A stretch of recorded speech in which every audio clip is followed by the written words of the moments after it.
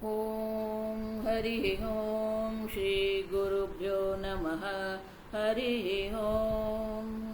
ॐ पार्थाय प्रतिबोधितं भगवता नारायणेन स्वयं व्यासेन ग्रथितं पुराणमुनिना मध्ये महाभारतम् अद्वैतामृतवर्षिणीं भगवतीम् अष्टादशाध्यायिनीम् अम्ब त्वामनुसन्दधामि भगवद्गीते भवद्वेषिणीम्। नमोऽस्तु ते व्यासविशालबुद्धे पुल्लारविन्दायतपात्रनेत्र येन त्वया भारततैलपूर्णः प्रज्वालितो ज्ञानमयप्रदीपः प्रपन्नपारिजाताय स्तोत्रवेत्रैकपाणये ज्ञानमुद्राय कृष्णाय गीतामृतदुहे नमः। सर्वोपनिषदो गावः दुग्धा गोपालनन्दनः पार्थो वत्स सुधीर्भोक्ता दुग्धं गीतामृतं महत्। वसुदेवसुतं देवं कंसचाणूरमर्दनं देवकी परमानन्दं कृष्णं वन्दे जगद्गुरुं। भीष्मद्रोणतथा जयद्रथजला गान्धारनीलोत्पला शल्यग्राहवती कृपेण वहने कर्णेन वेलाकुला।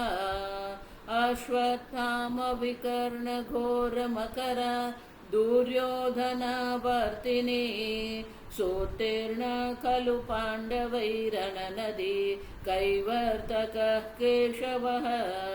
पाराशर्यवचः सरोजममलं गीतार्थगन्धोत्कटं नानाख्यानककेसरं हरिकथा सम्बोधन बोधितम्। लोके सज्जन षट्पदैरहरः पेपीयमानं मुदा भूयाद् पंकजं कलिमल प्रध्वंसिन श्रेयसे। मूकं करोति वाचालं पङ्गुं लङ्घयते गिरिं यत्कृपातमहं वन्दे परमानन्दमाधवम्। यं ब्रह्मा वरुणेन्द्ररुद्रमरुतः स्तुन्वन्ति दिव्यैस्तवैः वेदैः साङ्गपदः क्रमोपनिषदैः गायन्ति यं सामगाः। ध्यानावस्थिततद्गतेन मनसा पश्यन्ति यं योगिनः यस्यान्तं न विदुःसुरासुरगणाः देवाय तस्मै नमः। ॐ सहना भवतु सहनौ भुनक्तु सह वीर्यं करवावहै तेजस्विनावधीतमस्तु मा विद्विषावहै। ॐ शान्ति शान्ति शान्तिः।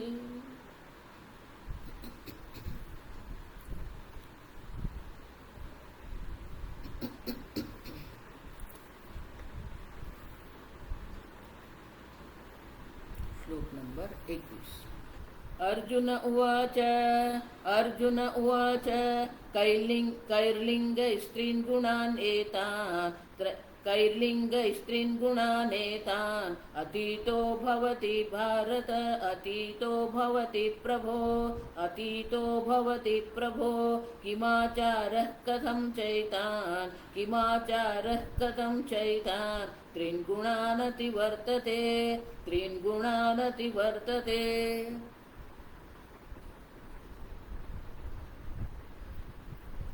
जीवन एव गुणानतीत्य अमृतमश्नुते इति प्रश्नबीजं प्रतिलभ्य। આગલા શ્લોકમાં ભગવાને કહ્યું જન્મ મૃત્યુ જરા દુઃખૈ વિમુક્તઃ અમૃતમશ્નુતે। તો કે જીવન એવ આ જીવનમાં અહીંયા જ એને અત્યારે જ આ અમૃતત્વની પ્રાપ્તિ કેવી રીતે થાય છે? જાવ એટલું જ નહીં, એ જે ગુણાતીત છે, આ જીવનમાં જે ગુણાતીત છે, કૈહી લિંગૈહી, જે આપણી સંધિ છે, કૈર્લિંગૈહી એટલે કૈહી લિંગૈહી, કયા ચિહ્નોથી કયા લિંગોથી ત્રીન ગુણાન અતીત ભવતી. જીવનેવ ગુણાન અતીત્ય અમૃતમશ્નુતે, તો કે કયા કયા ગુણોથી, જો કૈલિંગાન સ્ત્રીન ગુણાન અતીત અભવતી, એતાન ત્રૈલિંગ ગુણાન, એતાન ત્રીન ગુણાન અતીત્ય કૈહી લિંગૈહી ભવતી, જેણે આ ત્રણ ગુણોને પાર કરી દીધા છે, જે ગુણાતીત છે, એના લિંગ શું છે, એનું ચિહ્ન શું છે, જો કૈહી લિંગૈહી ચિહ્નૈહી ત્રીન એતાન ગુણાન. એતાન એટલે શું છે, જેની વ્યાખ્યા તમે કરી. ભગવાન તમે જે આ ત્રણ ગુણોની વાત કરી, એ ત્રણ ગુણોથી ઉપર ઉઠીને અતીત અતિક્રાંત ભવતી. તો અહીંયા બે પ્રશ્ન છે, આ સમજ. કૈહી લિંગૈહી વિશિષ્ટ ભવતી, કૈહી લલિંગૈહી સહ જ્ઞાતુમ શક્યતે. કેવા ચિહ્નોથી એ વિશેષિત છે, જે ચિહ્નોને અમે જાણીને અમે એને જાણી શકીએ, જ્ઞાતુમ શક્યતે. તો ગુણાતીતના લિંગ શું છે, ગુણાતીતના લક્ષણો શું છે, એની વિશેષતા શું છે, જે વિશેષતાને જાણીને અમે એને ઓળખી શકીએ.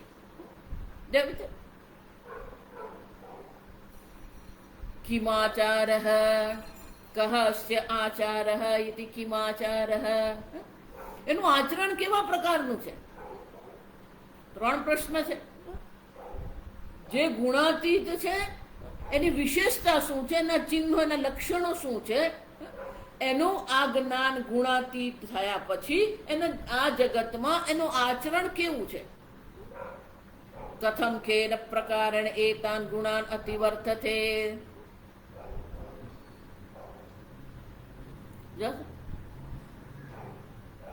કેવી રીતે, કેન પ્રકારેણ, કેવા પ્રકારથી, કેવી રીતે એને આ ત્રણ ગુણને પાર કરી દીધા, એનું આચરણ કેવું છે. એ ધર્મનિષ્ઠ છે, અધર્મનિષ્ઠ છે, કિમાચાર કે સ્વચ્છંદ છે, ધર્મના નિયંત્રણમાં છે કે ધર્મના નિયંત્રણમાં નથી, મન ફાવે એમ જીવે છે. જો સમજ, હું પહેલેથી કહેતી આવી કે બ્રહ્મ જ્ઞાન તમને ધર્મના ઉલ્લંઘન કરવાનું લાયસન્સ આપતું નથી. સમજ, એટલા માટે એ પ્રશ્ન પૂછે છે, કિમાચાર, એનું આચરણ કેવું છે, કેવા પ્રકારનું આચરણ એનું છે. એટલું જ નહીં, કેન પ્રકારેણ એતાન ગુણાન અતીત વર્તતે, કેવી રીતે આ ત્રણ ગુણોને એ પાર કરી જાય છે. કોઈ પણ મનુષ્ય જે છે, જો આગળ પણ ભગવાન કહી જ ગયા, એ ભી ત્રિભી ગુણૈહી, આ ત્રણ ગુણથી પર કોઈ છે જ નહીં. દિવી દેવાન, ભગવાન કહી ગયા, સ્વર્ગલોકમાં પણ જે દેવતાઓ છે એ પણ આ ત્રણ ગુણથી પર છે જ નહીં. જો સમજ, બધા જ આ ત્રણ ગુણથી બંધાયેલા જ છે. એ ભી ગુણૈહી, તો આ તમે કહો છો આ ગુણાતીત છે, જે ત્રણ ગુણોને પાર કરી ગયો છે અને એને અમૃતત્વની પ્રાપ્તિ આ જ જીવનમાં, જીવન એવ, આ જ જીવનમાં એ ત્રણ ગુણોને પાર કરી ગયો છે, આ જ જીવનમાં એ અમૃતત્વની અનુભૂતિ કરી રહ્યો છે. તો એ કેવી રીતે સંભવ છે. હા, અર્જુન ત્રણ પ્રશ્ન કરે છે. કેન ચિહ્નૈ વિશિષ્ટ ભવતિ, એના ચિહ્નો, એના લક્ષણો શું છે, કેવા વિશેષ પ્રકારના લક્ષણો એના છે, એનું આચરણ કેવું છે, અને કેવી રીતે એના ત્રણ ગુણોને આ જ જીવનમાં જીવતા જીવતા જ આ જ જીવનમાં એને પાર કરી દીધા. એટલે શંકરાચાર્યજી કહે છે, એક સીધો શબ્દ કહીએ તો શું છે, ગુણાતીતસ્ય લક્ષણમ ગુણાતીતત્વ ઉપાયમ ચ અર્જુનેન પૃષ્ટઃ અસ્મિન શ્લોકે પ્રશ્નદ્વયાર્થમ. શંકરાચાર્ય કહે છે ભલે અર્જુનના 3 પ્રશ્ન છે, પણ અહીંયા પહેલા 2 પ્રશ્ન જે છે સમજ.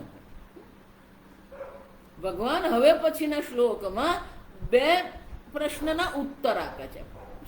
અસ્મિન શ્લોકે પ્રશ્નદ્વયાર્થમ પ્રતિવચનમ. ગુણાતીતના લક્ષણો શું છે અને ગુણાતીત થવા માટેના ઉપાય શું છે.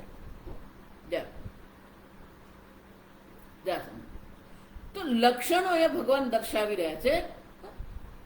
યત્તાવત કૈઃ લિંગૈઃ યુક્તઃ ગુણાતીતઃ ભવતિ ઇતિ તત્શૃણુ. ઇતિ તાવત એમાં પહેલું જ શું બતાવે છે? કૈઃ લિંગૈઃ યુક્તઃ ગુણાતીતઃ ભવતિ. એનું લિંગ શું છે, એના લક્ષણો શું છે? જો આ શ્લોક હું વારંવાર આ શ્લોકનું અવતરણ કરું છું. વિચાર, ગુણાતીત એ કેવી રીતે બન્યો અને એને કેવા લક્ષણ છે એના?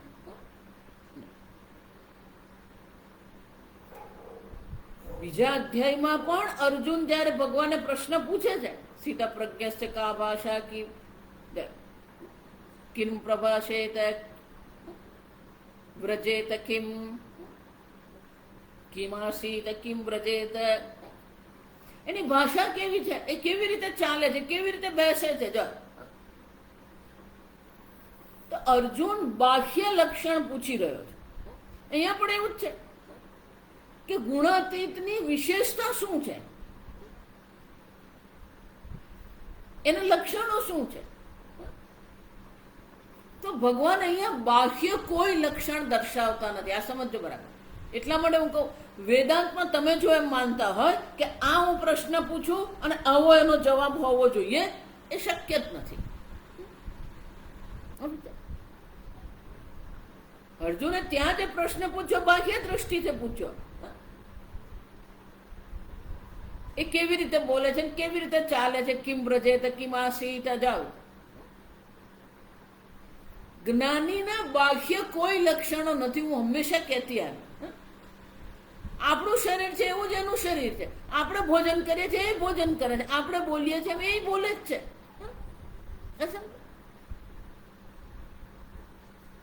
એને ભોજનની જરૂર છે, એને પાણીની અન્નની જરૂર છે, એમ એને જળની જરૂર છે, એને વાયુની જરૂર છે, એને ઘરની જરૂર છે. એનું જીવન વ્યતીત કરવા માટે એને પણ શું કરવાનું?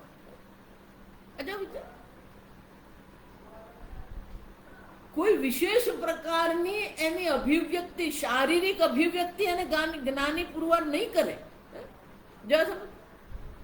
ઘણા લોકો આની પાછળ છે, જો આવી રીતે જ કરવાનું, એવી રીતે કરીએ તો જ્ઞાની બની જવાનું. જો સમજો, જ્ઞાનીનું લક્ષણ બાહ્ય નથી. ત્યાં પણ ભગવાને એ જ કીધું, પ્રજહાતિ યદા કામાન સર્વાન પાર્થ મનોગતાન આત્મન્યેવાત્મના તુષ્ટઃ. સીધા શબ્દોમાં કહીએ ને તો આત્મજ્ઞાની જે છે એ કોણ છે? જેને જ્ઞાન પ્રાપ્ત થયું છે. પછી જ્ઞાન પ્રાપ્ત થયા પછી શું એ વિશેષ પ્રકારના એના શરીરમાં જ્ઞાન પ્રગટ થવાનું છે? જ્ઞાન બુદ્ધિમાં થવાનું છે, જ્ઞાન શરીરમાં નથી થવાનું, પેટમાં નથી થવાનું. એટલે ભગવાને બહુ સુંદર ઉત્તર આપે. તેનું લક્ષણ શું છે? જો વિચાર, જે લક્ષણ અહીંયા ભગવાન દર્શાવી રહ્યા છે એને બાહ્ય લક્ષણ તો કોઈ છે જ નહીં. એનો અર્થ શું થયો? આ ભગવાન જે દર્શાવી રહ્યા છે, શંકરાચાર્યજી અહીંયા કહેશે જ એ વાત કે તમે પોતે જાણી શકો કે તમે ગુણાતીત છો કે નહીં. બીજો ગુણાતીત છે એને માપવા માટેની આ પટ્ટી નથી. તમે જો માનતા હોય કે ભગવાન એક શ્લોક આપી દેશે, જે શ્લોકને આધારે હું નક્કી કરું પેલો જ્ઞાની છે કે નથી. લોકો એ જ કરતા હોય. પોતાને કોઈ શાસ્ત્રનું ભાન નથી પણ જોવા માંગે પેલો જ્ઞાની છે કે નહીં જોવું. પણ તું કોણ જોવા વાળો? સ્વામીજી બહુ સરસ કે ધારો કે પણ જ્ઞાનીને કોઈ ઓળખી શકે તો કદાચ જ્ઞાની કદાચ એને ઓળખી શકે. કદાચ આ સમજ. અને જો એ જ્ઞાની જ છે તો પછી જ્ઞાનીને ઓળખવાની એને જરૂર નથી, કારણ કે એને જે કરવાનું છે એને જ્ઞાન પ્રાપ્ત કરવાનું છે. જ્ઞાન પ્રાપ્ત કરીને એને મોક્ષ પ્રાપ્ત કરવાનો. બરોબર, બીજો જ્ઞાની છે કે નથી જ્ઞાની એને આપણને શું ફરક પડે? આ સમજ. તો બાહ્ય લિંગને કોઈ સંબંધ નથી.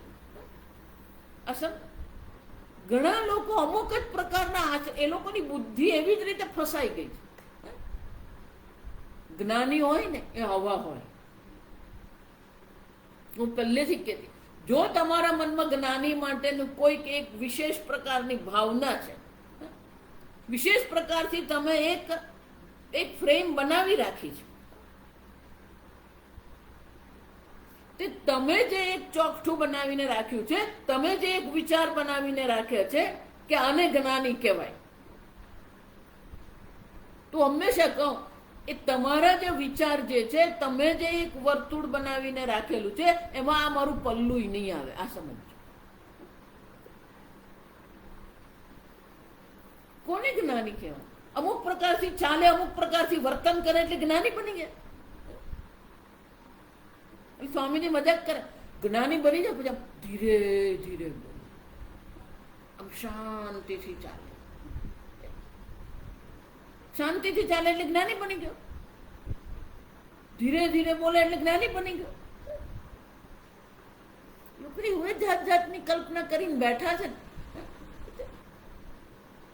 આવું હોય ને તો એને જ્ઞાની કહેવાય. ભગવાન અહીંયા એ બધી કલ્પનાઓને તોડી ફોડીને મેદાન કરી નાખે.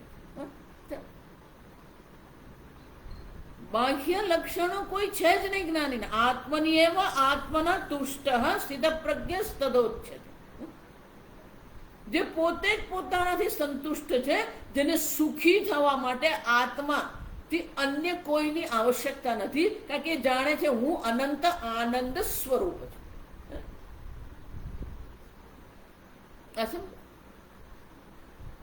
કયા બાહ્ય લક્ષણો તમે જોશો? જ્ઞાનીને બીજો જ્ઞાની છે કે નહીં જાણવાની જરૂર નથી, અને અજ્ઞાની જ્ઞાનીને જાણી શકે એમ છે જ નહીં. લોકો પેલા બે ચાર મહાત્માઓને મળે ને એટલે એ લોકો એક મગજમાં શું કરી દે, પેલું બેસાડી દીધું હોય. મહાત્મા એટલે અવાજ હોવા જોઈએ.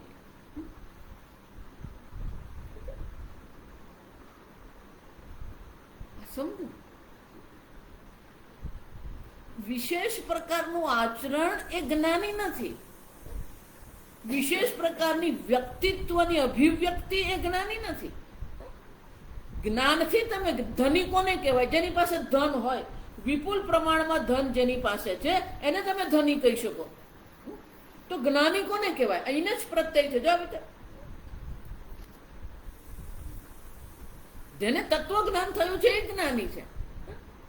પણ એને તત્વજ્ઞાન થયું કે નહીં થયું તમને કેમ ખબર પડે? વિચાર. બહુ મોટા મહાત્મા, પણ મોટા એટલે કોણ? જો વિચાર, જેટલા વિશેષણો આપણે વાપરીએ છીએ ને, તો સૌરાષ્ટ્રમાં જાય ને દદ્દુ પપ્પુ જા, ધર્મ ધુરંધરમ પરમ પૂજ્ય ધર્મ ધુરંધર. મહાત્માઓ જો ને આગળ જાતના નામ લગાવે. 1008 જગતગુરુ, 108 શ્રી મહામંડલેશ્વર જગતગુરુ. નામની આગળ તમે ગમે એટલું લગાડો ને, એ બાહ્ય જગતને બતાવવા માટે છે. બાહ્ય જગતને તમે બતાવીને શું કરશો?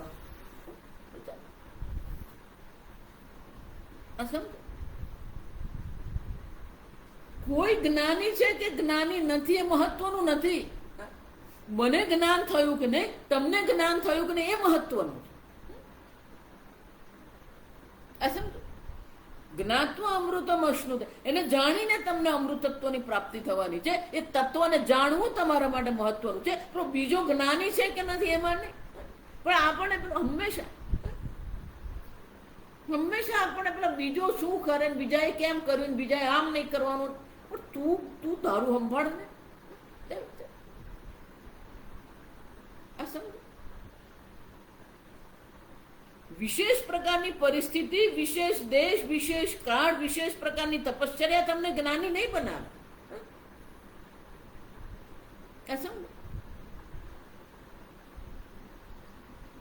બાહ્ય વિશેષ જો આ સમજો, આજકાલ મહાત્માઓ આ જ કરી રહ્યા, એટલે લોકો કેમ ભ્રમિત થઈ રહ્યા છે કે મહાત્માઓ જ કરી રહ્યા છે. શ્રાવણ મહિનો છે, 1,00,000 પાર્થિવ લિંગની પૂજા.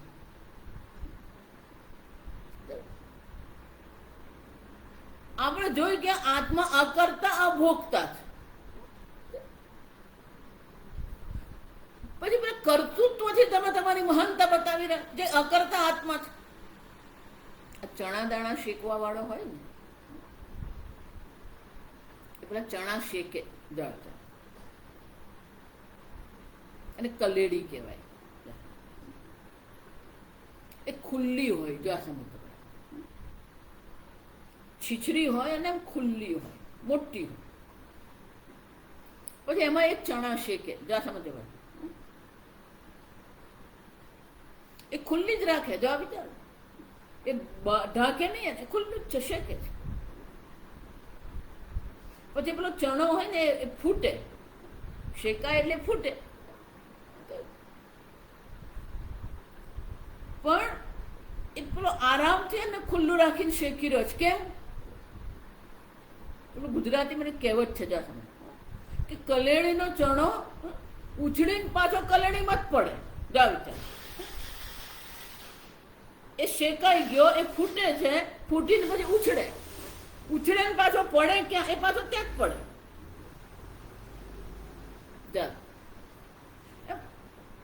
ગમે એટલું શાસ્ત્ર અધ્યયન આપણે કરીએ, ગમે એટલી અંતઃકરણ શુદ્ધિનો પ્રયત્ન કરીએ, પેલો ગોળ ફરીને પાછો કર્મ પર આવીને જ ઉભો રહી જાય. માતાજી 1,00,000 પાર્થિવ લિંગની પૂજા કરી. માતાજી 1,00,000 રુદ્રાક્ષનું શિવલિંગ અમે દર્શન કરીએ. સારી વાત. બુદ્ધિ ફરી ફરીને પાછી એક કર્મ પર આવીને જ ઉભી રહી જાય. આ સમજો. ત્રીજા અધ્યાયમાં ભગવાન એ જ કહી ગયા, નહીં કશિત ક્ષણમ અપી જાતુ તિષ્ઠતિ અકર્મ કૃત. પેલો કર્મ કર્યા વગર રહી શકતો જ નથી. કર્મ ફળમાં આસક્તિ નથી, એ કર્મયોગ છે. પણ કર્મમાં જેને આસક્તિ નથી એ સંન્યાસી છે. તમારા નામની આગળ તમે ગમે એટલા લગાવીને ફરો ને, મહામંડલેશ્વર ને કઈ જાત જાતના બધું લગાવે.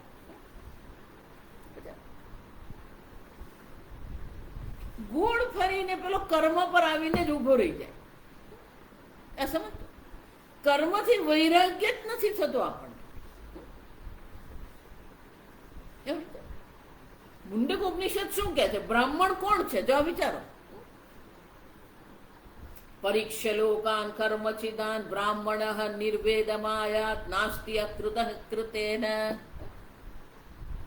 આ લોકની એને પરીક્ષા કરી, કસોટી કરી. નાસ્તિ અકૃત કૃતેન કર્મણ. કર્મથી આ અકૃત મોક્ષની પ્રાપ્તિ સંભવ જ નથી. નિર્વેદમાયાત. એના કર્મથી જ વૈરાગ્ય થઈ જાય છે, કારણ કે કર્મ તમને મોક્ષ આપી શકે એમ છે જ નહીં.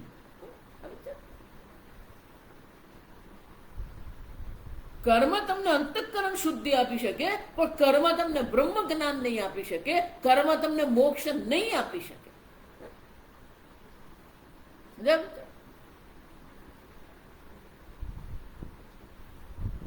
કેમ નહીં આપી શકે? કે કર્મ જે છે એ અવિદ્યાનો પૌત્ર છે. જો સમજો, અવિદ્યા છે, અવિદ્યાને કારણે ઈચ્છા છે, ઈચ્છાને કારણે કર્મ છે. તો અવિદ્યાનો પૌત્ર, અવિદ્યાનું કાર્ય કર્મ છે. કાર્ય ક્યારેય કારણનો નાશ નહીં કરી શકે. આ સમજો. આમ આ કર્મ પ્રત્યે વૈરાગ્ય. આપણી દ્રષ્ટિ પણ, જ્ઞાનીનો પણ વિચાર કરીએ ત્યારે કઈ રીતે વિચારીએ? એ કર્મના ક્ષેત્રમાં જ વિચારીએ આપણે.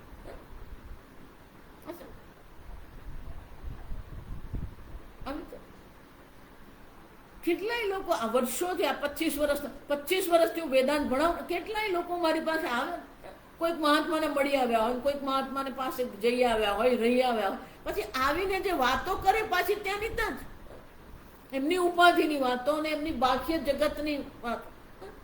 સ્વામીજી હમણાં 2 કરોડનો આશ્રમ બને, સરસ, જાઓ અને ભણો. ના, પણ ત્યાં તો શાસ્ત્ર નથી ભણાવતો, તો ધ્યાન કરાય, કરો. આપણી દ્રષ્ટિ ફરી ફરીને પાછી બહાર જ આવીને ઊભી રહી જાય. સમજો, કૈલિંગૈ ગુણાતિ એતાન ગુણાતિ એતાન ત્રીન ગુણાન અતિત્ય ભવતિ.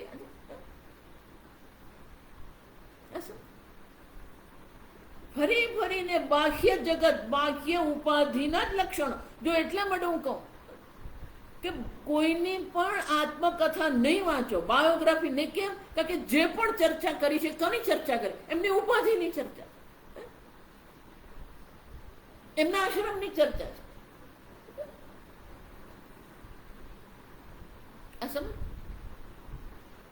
કોઈની ઉપાધિની વિશેષતાથી જ્ઞાની અજ્ઞાની નહીં સિદ્ધ થાય. અને એ જ્ઞાની છે કે અજ્ઞાની છે, કોઈને કઈ ખબર પડે એમ છે જ નહીં. તમે જ્ઞાની છો કે નથી એ તમને ખબર પડી શકે.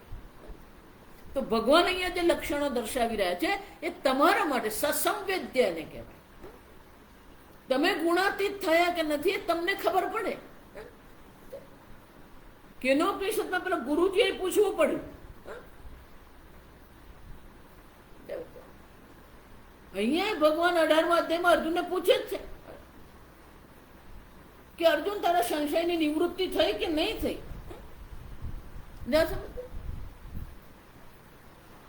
બાહ્ય લક્ષણોથી શું કરશો તમે? એટલે મહારાજશ્રી કહેતા કે જો આ બ્રહ્મ જ્ઞાન પ્રાપ્ત નહીં કર્યું અને તમે સંન્યાસી બની ગયા, સાધુ બની ગયા, તો માયા દેવી આગલા બારણેથી તો નીકળી ગઈ, પણ માયા દેવી પાછલા બારણાથી આવવાની જ છે. કેમ? આ માયા 3 રીતે જ કામ કરે. વિત્તેષણા, પુત્રેષણા, કામેષણા. સંન્યાસી કોને કહેવાય? વિત્તેષણા, પુત્રેષણા, કામેષણા, વ્યુત્થાય. પણ એ જ પાછું આવીને ઊભું રહી જાય. વિત્તેષણા, મારા ટ્રસ્ટમાં કેટલા પૈસા છે, મારા કેટલો આશ્રમ છે, મારા કેટલા આશ્રમ છે. જ્યાં જાય ને પેલો રસીદ બુક લઈને જ ફરતો હોય. વિત્તેષ. પુત્રેષના, કેટલા અનુયાયીઓ છે, કેટલા શિષ્યો છે.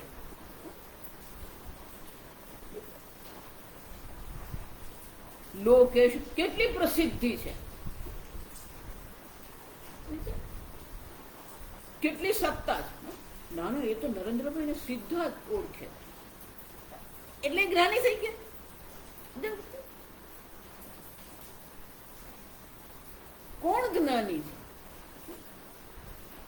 માયાદેવી પાછી આવીને ઊભી જ રહી જાય. આ સમજો. દૈવી એશા ગુણમયી મમ માયા દુરત્યય. આ 3 ગુણ વાળી ત્રિગુણાત્મિકા મારી માયા છે અર્જુન. એ તરવી એવી સહેલી નથી. એને પાર કરવું હોય તો એક જ ઉપાય છે. મામેવયે પ્રપદ્યન્તે માયામેતામ તરંતિ.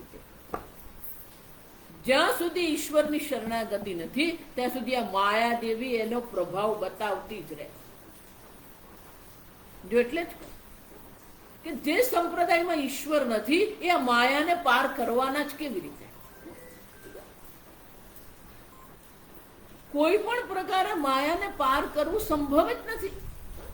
ઈશ્વરની શરણાગતિ, મામેવયે પ્રપંચ, જે મારે શરણે આવે છે એને એ જ આ માયાને પાર કરી શકે. કારણ કે ઈશ્વર કોણ છે? માયાવી છે. માયાને પોતાના નિયંત્રણમાં રાખનારે માયાવીને શરણે તમે નહીં જાઓ ત્યાં સુધી માયા પાર કરવી અઘરી જ છે. ભક્તિનો કોઈ વિકલ્પ નથી. આ સમજો. એટલે વારંવાર કહું કે જે સંપ્રદાયમાં ઈશ્વર નથી એ આ માયાને પાર કરવાના જ કેવી રીતે? મચ્ચિત્તાહ મદ્ગત પ્રાણાહ બોધયંતઃ પરસ્પરમ કથયંતશ્ચ મામ નિત્યમ તુષ્યંતિ ચ રમંતિ ચ.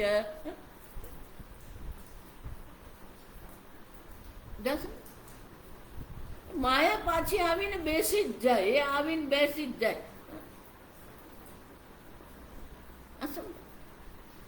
એટલે ગોળ ફરીને પાછો પેલો ચણો ઉછળે ને પણ ચણો પાછો ત્યાં જ પડે. એમ આપણે ઉછળીએ ખરા, પડી પાછા ત્યાં જ આવીને પડીએ. એટલે મુંડક ઉપનિષદ શું કહે છે? કૃતેન કર્મણા અકૃત મોક્ષ ન.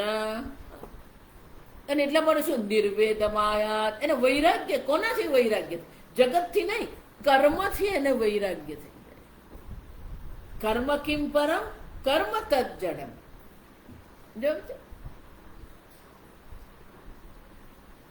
કર્મથી જ વૈરાગ્ય આપણા મનમાં આવે.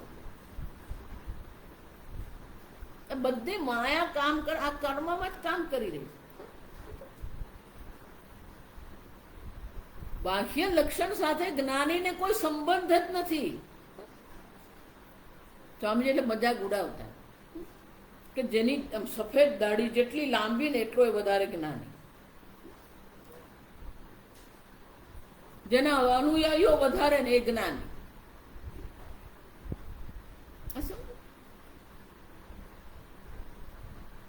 અને એટલા માટે ભલે અર્જુન એવું પૂછી રહ્યો છે કિમ લિંગૈહિ, કયા ચિહ્નથી અમે એને ઓળખી શકીએ? ભગવાન કોઈ બાહ્ય ચિહ્ન, કોઈ બાહ્ય લક્ષણ આપતા જ નથી. અહીંયા જ નહીં,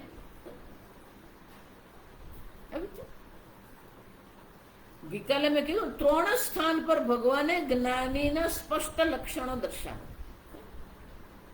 સ્થિતપ્રજ્ઞના લક્ષણો છે, જ્ઞાની ભક્તના લક્ષણો છે, અને આ ગુણાતીતના લક્ષણ.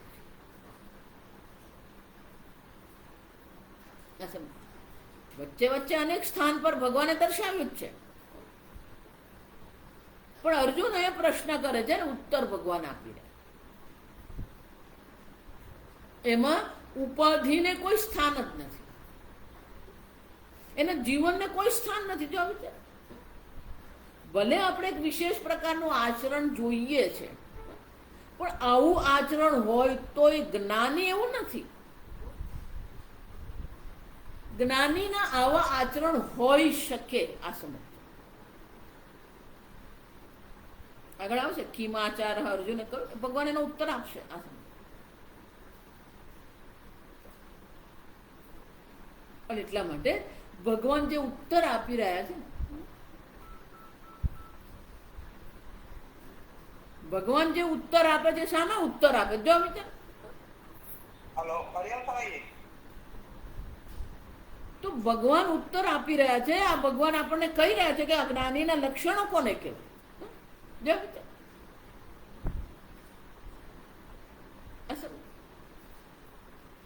બહુ સુંદર શ્લોક છે આ, મારો પ્રિય શ્લોક. બહુ સુંદર સ્પષ્ટ શબ્દોમાં ભગવાન આપણને દર્શાવી રહ્યા.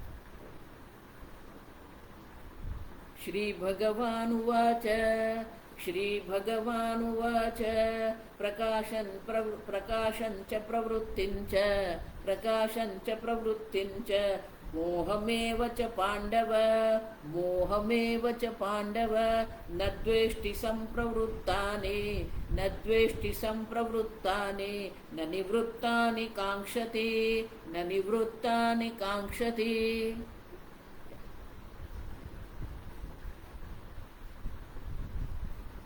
પ્રકાશમ ચ પ્રવૃત્તિમ ચ મોહમેવ ચ. પ્રકાશમ ચ સત્વ કાર્ય, પ્રવૃત્તિમ ચ રજઃ કાર્યમ, મોહમેવ ચ તમઃ કાર્યમ ઇતિ એતાન. એક જ વાક્યમાં સ્પષ્ટ રૂપે ભગવાન દર્શાવી રહ્યા છે. સાત્વિક હોય, તામસિક હોય કે રાજસિક હોય, મનમાં સત્વની પ્રધાનતા છે, મનમાં રજોગુણની પ્રધાનતા છે, મનમાં તમોગુણની પ્રધાનતા. પ્રકાશમ એટલે કે મન સાત્વિક છે, પ્રવૃત્તિ એટલે કે મન રાજસિક છે, મોહ છે એટલે કે મન તામસિક છે. આમ સત્વગુણની પ્રધાનતા હોય, રજોગુણની પ્રધાનતા હોય કે તમોગુણની પ્રધાનતા હોય, ન દ્વેષ્ટિ સંપ્રવૃત્તા, એની પ્રવૃત્તિઓ પ્રત્યે એને કોઈ દ્વેષ નથી. આજે તો મારું મન બહુ તામસિક છે, કોઈ દ્વેષ નથી, એ મનનો સ્વભાવ છે. આત્મા તો નિર્ગુણ છે, અનાદિત્વાદ નિર્ગુણત્વાદ. જો સમજો, આત્મા નિર્ગુણ છે, નિર્વિશેષ છે, નિર્વિકારી છે. પછી મન તમારું તામસિક છે કે રાજસિક છે કે સાત્વિક છે, એની સાથે શું સંબંધ છે? જો વિચાર આ સમજો. અને એટલા માટે ભગવાન કહે છે કે મનમાં વિશેષ કયા પ્રકારની સંપ્રવૃત્તાની, જો વિચાર, મન સાત્વિક છે કે રાજસિક છે કે તામસિક છે, કોઈ પણ ગુણોની પ્રવૃત્તિ પ્રત્યેને દ્વેષ નથી. જા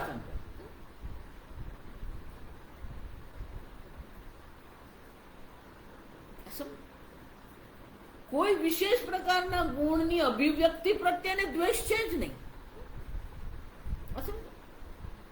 એટલે શંકરાચાર્ય એ દર્શાવે છે કેવી રીતે દ્વેષ કરતો નથી. એક જ દીર્ઘ વાક્ય છે, મમ તામસ પ્રત્યહ જાત તેન મૂઢ. જો મારા મનમાં તામસિક પ્રત્યે જાગી રહ્યા છે એટલે હું મૂઢ છું. તારાજસી પ્રવૃત્તિ મમ ઉત્પન્ન દુઃખાત્મિકા તેન અહમ રજસા પ્રવર્તિત પ્રચલિત સ્વરૂપાત કષ્ટ મમ વર્તતે. મારું મન રાજસિક છે, ચંચલ છે, વિક્ષિપ્ત છે, દુઃખે છે. પ્રવર્તિત પ્રચલિત સ્વરૂપાત રજોગુણથી પ્રવૃત્ત થઈને હું આ બધું કરી રહ્યો છું. કષ્ટ મમ વર્તતે, મને અનેક પ્રકારના કષ્ટની, દુઃખની અનુભૂતિ થઈ રહી છે. યહ અયમ મત સ્વરૂપ અવસ્થાનાત ભ્રંશ. હું મારા સ્વરૂપથી વિચલિત થઈ ગયો, મન પ્રવૃત્ત થઈ ગયું, પ્રચલિત થઈ ગયું, અનેક વિષયોમાં ભટકી રહ્યું છે. તથા સાત્વિક ગુણ પ્રકાશાત્મા મામ વિવેકત્વમ આપાદયન સુખે ચ સંજયન બધ્નાતિ તાની દ્વેષ્ટિ. આ મન જો પ્રકાશાત્મક, મનમાં સાત્વિક પ્રવૃત્તિ થઈ રહી છે, વિવેકી છે. વિવેકને કારણે હું સુખી છું. સુખે છે સંજય બદના ઇતિ તાની દ્વેષ્ટિ. આ મને સાત્વિક ગુણ મને સુખ સાથે બાંધી રહ્યો છે. અસમ્યક દર્શિત્વેન તદેવ ગુણમ અતિતઃ ન દ્વેષ્ટિ. જેની પાસે આ સમ્યક દર્શન નથી એ દ્વેષ કરે છે, પણ જે સમ્યક દર્શી છે, જે ગુણાતીત છે, ન દ્વેષ્ટિ સંપ્રવૃત્તાની, ગુણોની આ બધી જ પ્રવૃત્તિઓ પ્રત્યે એના મનમાં કોઈ દ્વેષ નથી. સર્વાણી ગુણ કાર્યાણી યથા યથા સંપ્રવૃત્તાની સ્વસામગ્રી વશાત. સત્વગુણ, રજોગુણ, તમોગુણ એની રીતે પ્રવૃત્ત થઈ રહ્યા છે, એની રીતે નિવૃત્ત થઈ જ રહ્યા છે. કાલે મેં કહ્યું બ્રહ્મ જ્ઞાન પ્રાપ્ત કરી રહ્યા છે, ભક્તિ કરી રહ્યા છે, મન સાત્વિક છે, અનેક પ્રકારની પ્રવૃત્તિઓ કરી રહ્યા છે, મન રાજસિક છે. સૂઈ ગયા, નિદ્રા અવસ્થા છે, મન તામસિક છે. સમયે સમયે મન સાત્વિક, રાજસિક, તામસિક થતું જ રહેવાનું છે.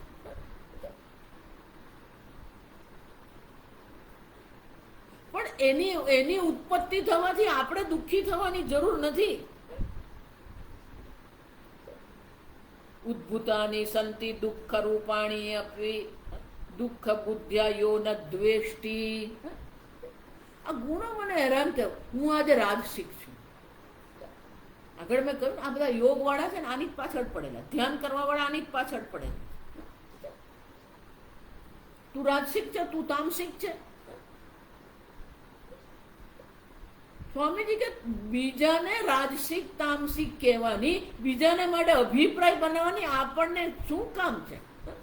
આપણને કોણે લાયસન્સ આપ્યું કે આપણે બીજા માટે અભિપ્રાય બનાવી દે? એ તમને પૂછવા આવ્યો નહીં.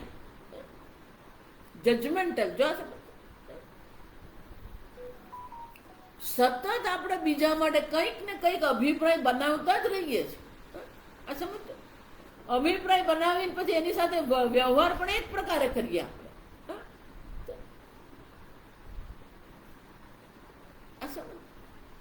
આપણે જ એના વિશે અભિપ્રાય બનાવીએ અને પછી આપણે જ એની સાથે વ્યવહાર એવો કરીએ.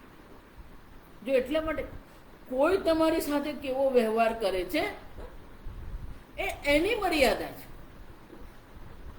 એનું જ્ઞાન છે, એની અલ્પતા છે. એટલે બોલો દ્રષ્ટાંત આપો ને, નરેન્દ્રભાઈ આવું કેમ કર્યું, પણ એમની સામે કઈ પરિસ્થિતિ છે, કયા સંજોગો છે, આપણને ખબર જ નથી. અને વડાપ્રધાન તરીકે એ આપણને બધું કહી નહીં શકે કે જો આવું આવું આવું છે એટલા માટે હું આવો નિર્ણય લઉં છું. આપણે એમને વડાપ્રધાન બનાવ્યો તો એમના પર વિશ્વાસ મૂકવો જ પડે.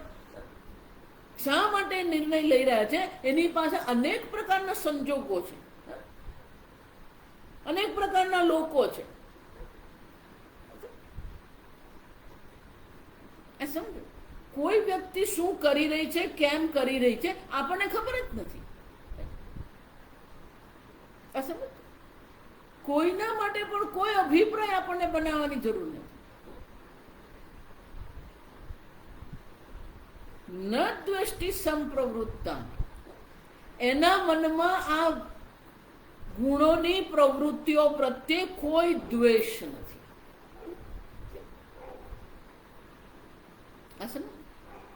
કોઈ કર્મ કરી રહ્યો છે કે નથી કરી રહ્યો, એ કરી રહ્યો છે, આપણને એની સાથે શું લાગે વળગે? આપણું મન ક્યાં છે?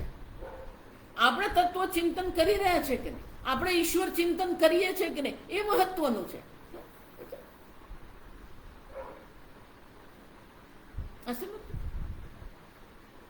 આપણને કર્મ પ્રત્યે વૈરાગ્ય થયો કે નહીં? જવાબ કોઈ પણ પ્રકારની પ્રવૃત્તિ, કોઈ દ્વેષ નહીં. આ સમજજો. જો જ્યારે એમ કહું છું કે આ બધા કર્મ, મને એ લોકોના પ્રત્યે કોઈ દ્વેષ નથી, આ સમજજો. ભલે એ લોકો 1 લાખ પાર્થિવ લિંગની પૂજા કરે ને ભલે કરતા રહે, સમજજો. મારી કહેવાનો એટલો જ અર્થ છે, હું કોઈનો અભિપ્રાય નથી બનાવતી કે ગોળ ફરીને આપણી બુદ્ધિ પેલી કર્મ પર જ આવીને ઊભી રહી જાય. બસ આટલું જ મારું કહેવાનું. કોઈને સાચા ખોટા હું પુરવાર નથી કરતી અહીંયા. આ સમજો. પણ આપણી બુદ્ધિ એ કર્મથી અટકતી જ નથી. આ સમજ. મને કોઈના પ્રત્યે કોઈ દ્વેષ નથી, કોઈના પ્રત્યે કોઈ ઈર્ષ્યા નથી, કઈ નથી. આ સમજ. પણ આપણે સમજવાનું છે. એક સમજ બનાવવા માટે હું કહું છું કે આપણને કર્મ પ્રત્યે વૈરાગ્ય કેમ થતો નથી.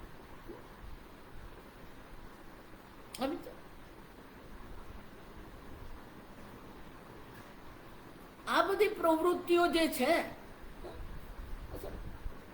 બાહ્ય પ્રવૃત્તિ સાથે કોઈ સંબંધ નથી.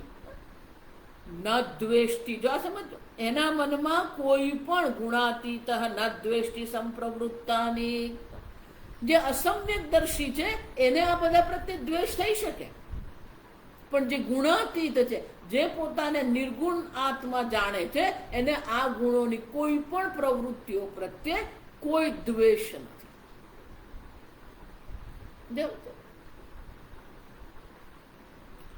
ન નિવૃત્તાની કાંક્ષતી યથા ચ સાત્વિકાદિ પુરુષ સાત્વિકાદિ કાર્યાણિ આત્માનં પ્રકાશ્ય નિવૃત્તાની કાંક્ષતી ન તથા ગુણાતીત નિવૃત્તાની કાંક્ષતે.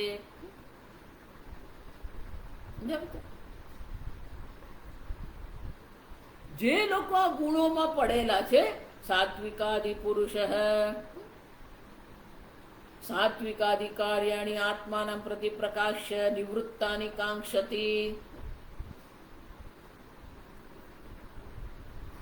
કોઈ પણ વિશેષ પ્રકારનો ગુણ અભિવ્યક્ત થઈ રહ્યો છે તો એની નિવૃત્તિની પણ ઈચ્છા એને નથી. પ્રવૃત્તિ પ્રત્યે દ્વેષ નથી અને એની નિવૃત્તિની પણ એના મનમાં ઈચ્છા નથી. મારું મન તામસિક થઈ ગયું છે, હવે મારે એને સાત્વિક બનાવવા.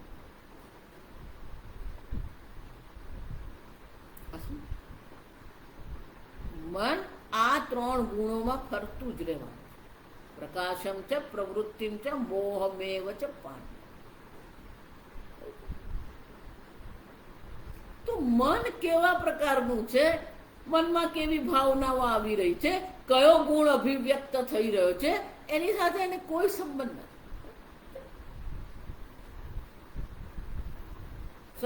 ન નિવૃત્તાની કાંક્ષતી.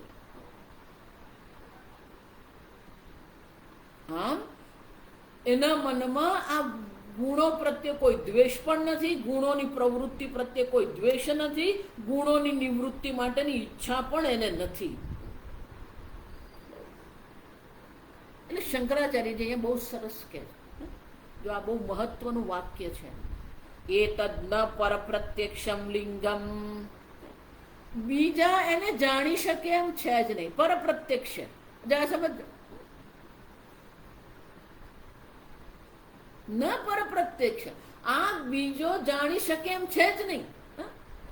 કિમ તર્હિ સ્વાત્મ પ્રત્યક્ષત્વાદ આત્મ વિષયમેવ એતદ લક્ષણમ. આત્મ વિષય એટલે કે આ તમારા માટેનો છે. આત્મા એટલે પોતા, આ તમારા પોતાના માટે આ ભગવાન લિંગ દર્શાવી રહ્યા છે, આ લક્ષણ દર્શાવી રહ્યા છે, બીજાને માટે નથી. એ કે બીજાને તમે જાણી શકવાના જ નથી.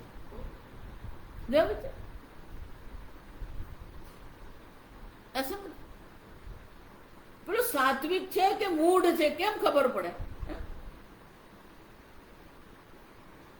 કે સાત્વિક અને તામસિક ભલે વિરુદ્ધ છે, તો આ સમજો બરાબર. સાત્વિક અને તામસિક વિરુદ્ધ છે, પણ બાહ્ય લક્ષણની દ્રષ્ટિએ તમે જુઓ તો એ બંનેની વચ્ચેની જે રેખા છે ને એ વાળ જેવી પતલી છે. કોઈ ધારો કે શાંતિથી બેઠો છે તો એ સાત્વિક છે કે તામસિક છે તમને કેમ ખબર પડે? એ આળસને કારણે બેઠો છે કે તત્વચિંતનને કારણે શાંતિથી બેઠો, તમને કેમ ખબર પડવાની?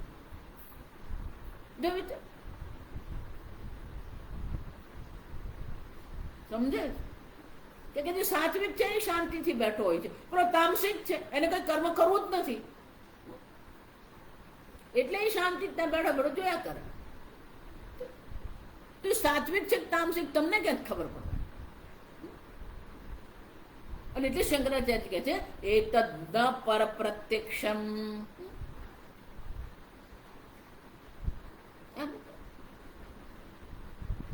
કિમ તરી તો પછી શું છે? આ સ્વાત્મ પ્રત્યક્ષત્વ આત્મ વિષયમેવ એતદ લક્ષણમ. તમે ગુણાતીત છો કે નહીં એ તમને ખબર પડી શકે, બાકી બીજો ગુણાતીત છે કે નથી એ તમને ખબર પડવાની જ નથી, ક્યારેય નહીં પડે. જો એટલે કોણ કે બાહ્ય પ્રવૃત્તિઓથી તમે કેવી રીતે નક્કી કરો? નહીં સ્વાત્મ વિષયમ દ્વેષમ આકાંક્ષામ વા પરહ પશ્યતિ. તમારા મનમાં કેવા પ્રકારની વૃત્તિઓ ઉઠી રહી છે? તમારા મનમાં દ્વેષ છે કે તમારા મનમાં આકાંક્ષા છે? એ બીજું કેવી રીતે જાણવાનું? વિચાર. આ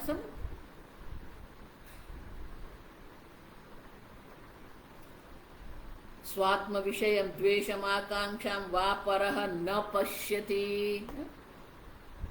તમારા મનમાં દ્વેષ છે કે નહીં, તમારા મનમાં આકાંક્ષા છે કે નહીં, તમારું મન શાંત છે કે નહીં, તમારા મનમાં સુખની પ્રતીતિ છે કે નહીં, એ તમે જાણી શકો.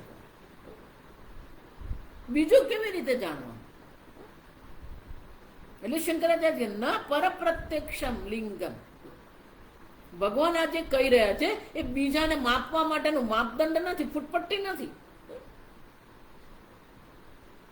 તમને પોતાને જોવા માટે છે કે તમે ગુણાતીત થયા કે નથી થયા. તમારી બુદ્ધિ આ ગુણોમાં અટવાયેલી છે કે નથી અટવાયેલી એ તમે જોઈ શકો.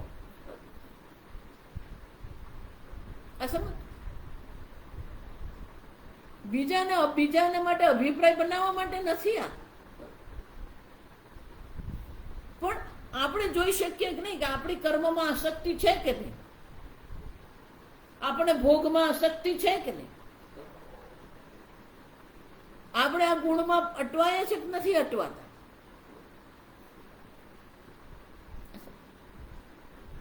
ત્રણ ગુણોમાં જ આ બુદ્ધિ આપણી શું થાય છે, અટવાતી જ રહે છે. આ સમજો, કોઈ પણ રીતે આપણી બુદ્ધિ આ બધાથી છૂટી થતી જ નથી. ફરી ફરીને પાછી એ શું કરે, એ ત્રણ ગુણોનું ચિંતન કરે છે. સમજો, કોઈ આ ત્રણ ગુણોથી પર થઈ શકતું જ નથી. ફરી ફરીને પાછો ત્યાં ને ત્યાં જ આવીને ઉભો જ રહી જાય. જો વિચાર, આ સમજો. અને એટલે શંકરાચાર્યજી સ્પષ્ટ રૂપ સે કહે છે, પર ન પર પ્રત્યક્ષ.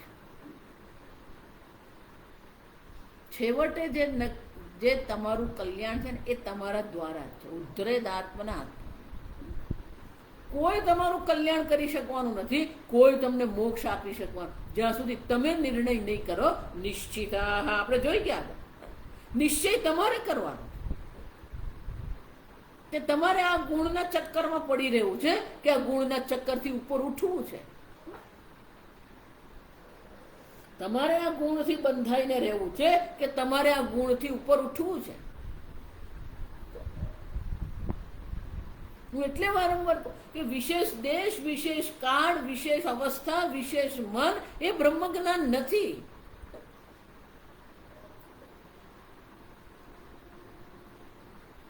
વર્ષોથી કોઈ પણ મને એમ કે મારે આશ્રમમાં જઈને રહેવું, મારો પહેલો ઉત્તર તો ના જ હોય. આશ્રમ 95% તમે પરિસ્થિતિ બદલીને સુખી નહીં થઈ શકો. હા, તમારી પાસે તમારા જીવનમાં એવા વિઘ્નો આવી રહ્યા છે જેને કારણે તમે તત્વચિંતન નથી કરી શકતા, તો તમે એ છોડી દો. મીરાબાઈ પણ જ્યાં સુધી કૃષ્ણ ભક્તિ કરી શક્યા ત્યાં સુધી મેવાડમાં રહ્યા, રાજમહેલમાં રહ્યા. જે દિવસે એમને ખબર પડી ગઈ કે હવે અહીંયા રહીને કૃષ્ણ ભક્તિ થઈ શકે એમ નથી, એ દિવસે તત્કાળ એમણે મેવાડ છોડી દીધું. એટલે કહું છું 95%.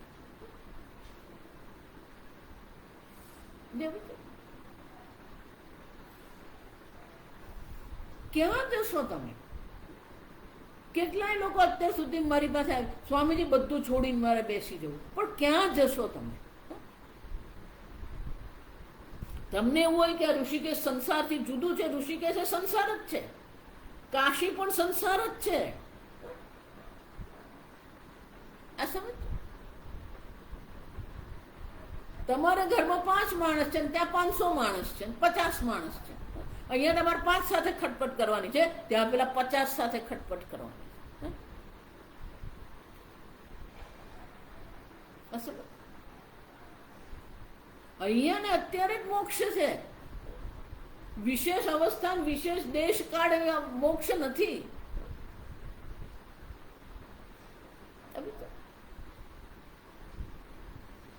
આ સમજ. આપણે સતત સ્વામી એટલે બહુ સરસ કે સંસારી એટલે કોણ કે પેલો બદલીને સુખી થવા માંગે એને સંસારી કહેવાય. બદલીને સુખી નહીં થઈ શકો, કારણ કે આ જગત પરિવર્તનશીલ જ છે. તમે એને બદલવા માંગો છો પણ જગત બદલાઈ જ રહ્યું છે અને જગત બદલાતું જ રહેવાનું. તમે એને શું કરવાનું?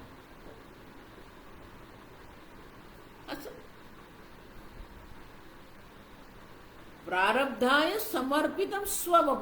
પ્રારબ્ધ પ્રમાણે જે દેશ કાળ ઉપાધિ આપણને પ્રાપ્ત થાય છે એને અનુરૂપ જ આપણે જીવન જીવવાનું.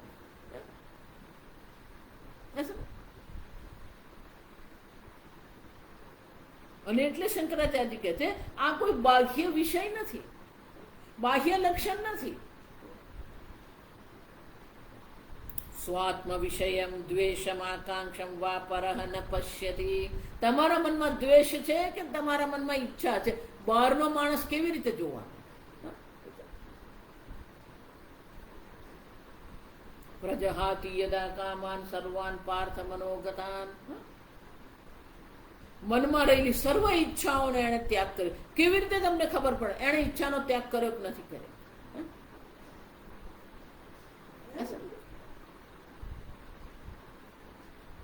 સ્વાત્મ વિષય સસંવેદ્ય છે. જો એટલે ભગવાન કઈ 12મા અધ્યાયમાં પણ શંકરાચાર્યજી કહી ગયા કે જ્ઞાનીના જે લક્ષણો ભગવાન દર્શાવી રહ્યા છે એ મુમુક્ષુ માટે, સાધક માટે શું છે? સાધન છે. જે લક્ષણો દર્શાવે છે એ પ્રકારનું જીવન શૈલી આપણે અપનાવીએ.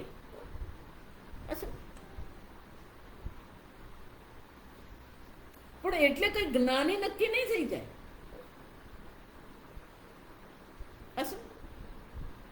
પણ આપણે પેલી કલ્પના જ કરી રાખી છે. જ્ઞાની કોને કહેવાય, મોટા મહાત્મા કોને કહેવાય?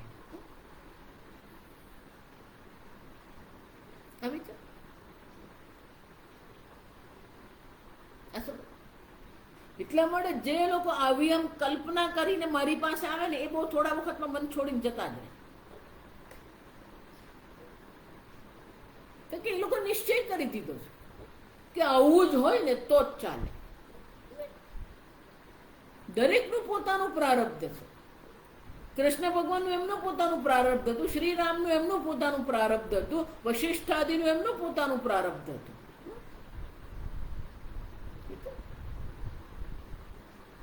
કૃષ્ણ ભોગી શુકસ્ત્યાગી.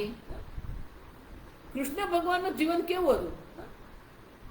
18,108 રાણી હતી. ભોગી, શુકસ્ત્યાગી, વસ્ત્રનું પણ એમને ભાન નતું રહેતું.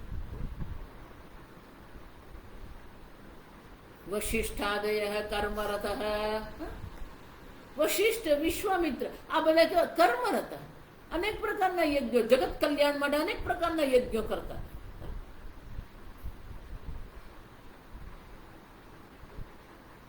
રામ જનકૌ નૃપૌ. શ્રી રામ રાજા રામ હતા. જનક રાજા, જનક પણ કોણ હતા? રાજા હતા. શ્રી રામે પણ શ્રીલંકાથી આવ્યા પછી 10,000 વર્ષ તક રાજ કર્યું. જ્ઞાને તું સર્વે સમાના. જ્ઞાનની દ્રષ્ટિએ બધા સમાન છે, બાકી પ્રારબ્ધની દ્રષ્ટિએ દરેકનું પોતાનું પ્રારબ્ધ છે, દરેકની પોતાની ઉપાધિ છે. અને એટલે શંકરાચાર્ય કહે છે ન પરપ્રત્યક્ષ. ભગવાન અહીંયા જે લિંગ, જે લક્ષણ દર્શાવી રહ્યા છે એ અન્ય જાણી શકે એમ છે જ. તમારે જ જોવાનું છે કે તમારી બુદ્ધિ ક્યાં અટવાયેલી છે. મનની વિશેષ અવસ્થા એ સમાધિ નથી.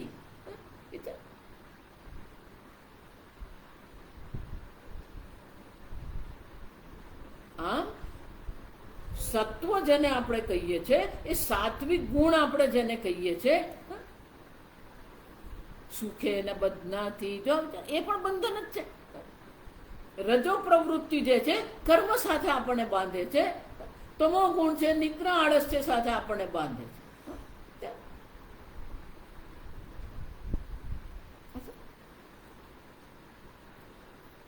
કોઈ ગુણની વિશેષ પ્રવૃત્તિ કે નિવૃત્તિ સાથે તત્વજ્ઞાનને કોઈ સંબંધ નથી. પોતાને નિર્ગુણ નિરાકાર બ્રહ્મ સ્વરૂપ તમે જાણો છો કે નહીં એ મહત્વ. ને જેણે જાણી લીધું છે એ ગુણાતીત છે. આગળ આપણે ઓમ સ્વસ્તિ પ્રજાભ્યઃ પરિપાલયન્તામ ન્યાયેન માર્ગેણ મહિમ મહિષાઃ ગોબ્રાહ્મણેભ્યઃ શુભમસ્તુ નિત્યં લોકા સમસ્તા સુખિનો ભવન્તુ કાલે વર્ષતુ પર્જન્યઃ પૃથ્વી સસ્યશાલિની દેશોऽયં ક્ષોભરહિતઃ બ્રાહ્મણા સन्तુ નિર્ભયાઃ ઓમ સર્વેષાં સ્વસ્તિર્ભવતુ સર્વેષાં શાંતિર્ભવતુ સર્વેષાં પૂર્ણં ભવતુ સર્વેષાં મંગલં ભવતુ સર્વે ભવन्तુ સુખિનઃ સર્વે સन्तુ નિરામયાઃ સર્વે ભદ્રાણિ પશ્યन्तુ મા કશ્ચિत् દુઃખભાગ્ ભવેत् અસતો મા સદ્ગમય तमसो मा ज्योतिर्गमय मृत्योर्मा अमृतङ्गमय ॐ पूर्णमदः पूर्णमिदं पूर्णात् पूर्णमुदच्यते पूर्णस्य पूर्णमादाय पूर्णमेवावशिष्यते ॐ शान्ति शान्ति शान्तिः हरिः ॐ श्रीगुरुभ्यो नमः हरिः ॐ